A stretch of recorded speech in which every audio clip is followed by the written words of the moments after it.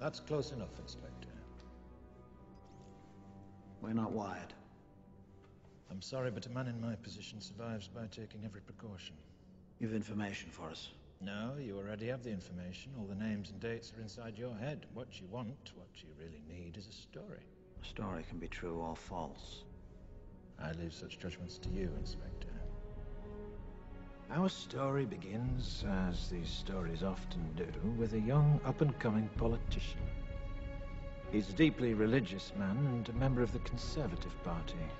He's completely single-minded and has no regard for the political process.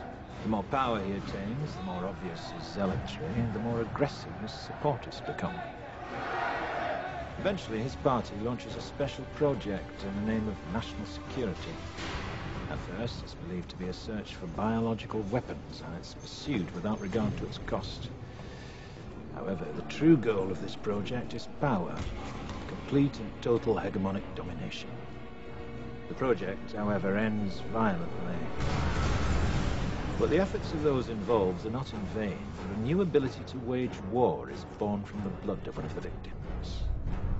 Imagine a virus, the most terrifying virus you can, and then imagine that you, and you alone, have the cure. But if your ultimate goal is power, how best to use such a weapon? Well, it's at this point in our story that along comes a spider.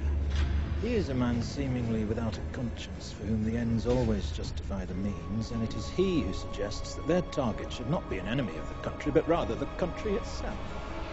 3 targets are chosen to maximize the effect of the attack: a school, a tube station, and a water treatment plant.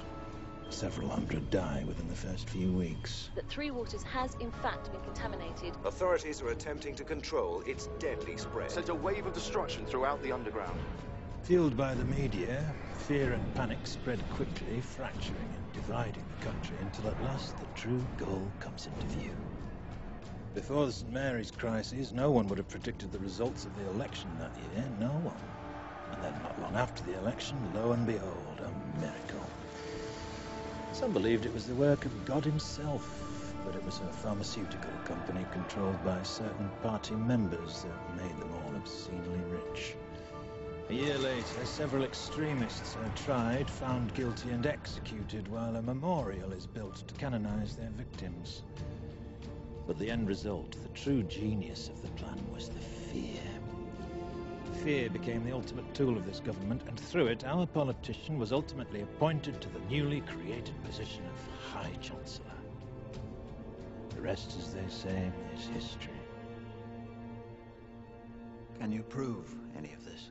Why do you think I'm still alive? All right. We'd like to take you into protective custody, Mr. Rookwood. Oh, I'm sure you would. But if you want that recording, you'll do what I tell you to do. You put Creedy under 24-hour surveillance. When I feel safe that he can't pick his nose without you knowing, I'll contact you again. Till then, cheerio. Rookwood. Why didn't you come forward before? What were you waiting for? Well, for you, Inspector. I needed you.